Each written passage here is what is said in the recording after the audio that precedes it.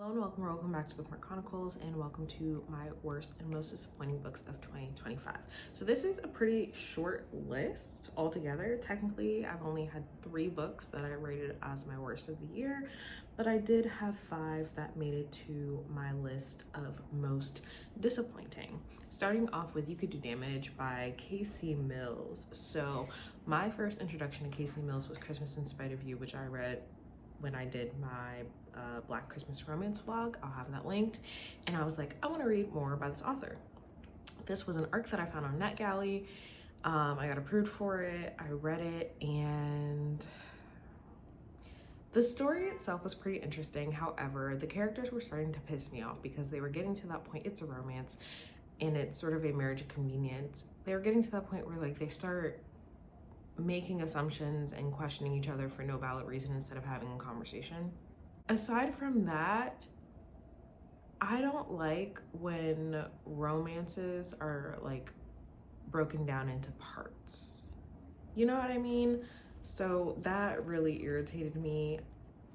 I did want to read the second book, but at this point, I don't care anymore, so I probably won't go back to it. Next is Guilt and Ginataan by Mia Pimanonsala. Robin and I had been buddy reading the Tea to Rosie's Kitchen series.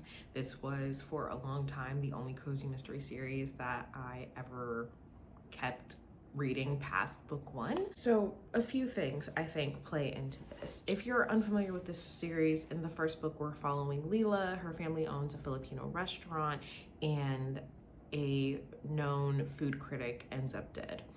This is book 5, I want to say, and it was originally supposed to be a trilogy, and I genuinely think that she should have left it as a trilogy. One, only so many people can be murdered in this small town, okay?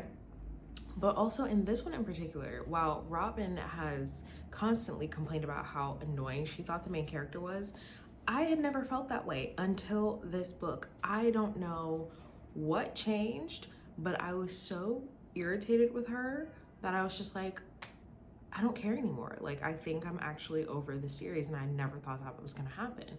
In the grand scheme of things, I've given up on cozy mysteries altogether because they never are worth it. But I did enjoy at least the first 3 books for sure. The 4th one was a little okay. And I think that that is just the end of my cozy mystery journey overall. Next is Chasing Commitment by CCJ. I know, shocking.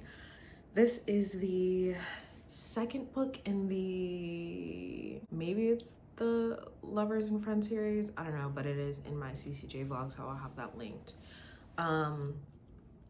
This one, just dumb characters, like the male main character getting upset about something for literally no reason other than having a fragile ass ego, the FMC doing dumb shit, and I won't list any spoilers. If you want my full thoughts, watch that vlog.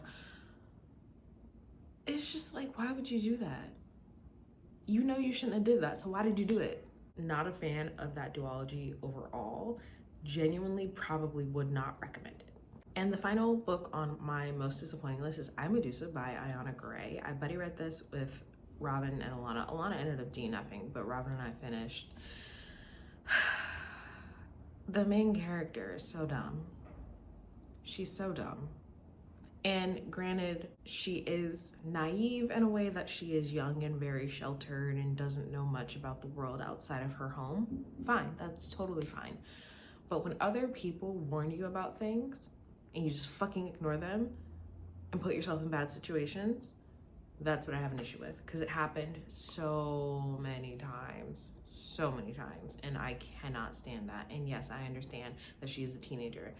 I still don't think that being a teenager is synonymous with being stupid, but also she was warned, she was told. People said things to her specifically, like her best friend told her not to do certain things. There was someone else that told her not to do certain things. Her sister told her not to do certain things and she did them anyway. So that is where my frustration comes in.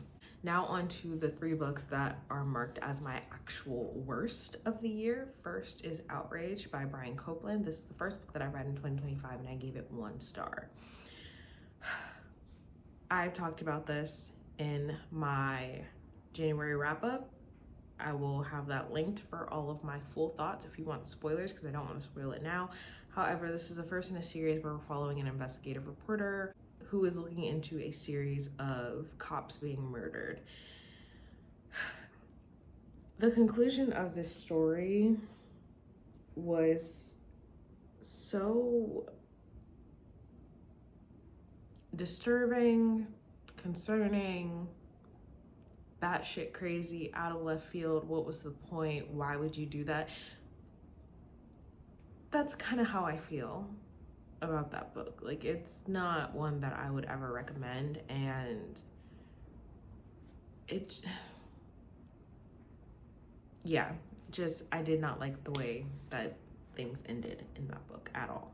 Second on my worst of the year is Finding Forever. This is the first book in the Lovers and Friends duology that comes before Chasing Commitment.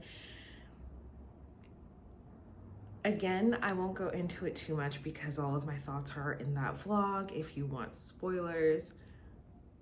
But again, it has to do with grown-ass adults refusing to communicate, not miscommunication, just straight up refusing to communicate and consistently making stupid choices intentionally. That is something that I will never get behind. I don't care. If you haven't watched my second CCJ vlog and you want to know what I'm talking about, just watch it because there's a lot to unpack in this series overall. Final book on my list for worst of 2025 is Too Old for This by Samantha Downing. I had an arc of this and I did finish it, but I wasn't happy about it. This is about a retired serial killer. Someone comes knocking on her door wanting to write a podcast about her and people who have been wrongfully accused, because she was accused of murder but was never convicted. And it's sort of like this serial killer story, having to protect her identity, trying to distance herself from the past while also talking about getting older. And it just like wasn't a good blend. And then the decisions that were made just didn't make any sense. And so by the end of the book, it's like, okay, I know how we got here, but now what? Like, what's the point? Where are we going, right? I don't know. I feel like I was really excited about it because it sounded really good, and then it was just a letdown. Like, after chapter 3, it just went straight downhill and it was really boring and not a fan. Not to say that somebody else wouldn't like it, like maybe you would like that blend of the conversation about getting older and then also all of the things that she's done, because she does spend a lot of time reminiscing about the past and how she got to where she is. For me personally, it just didn't work.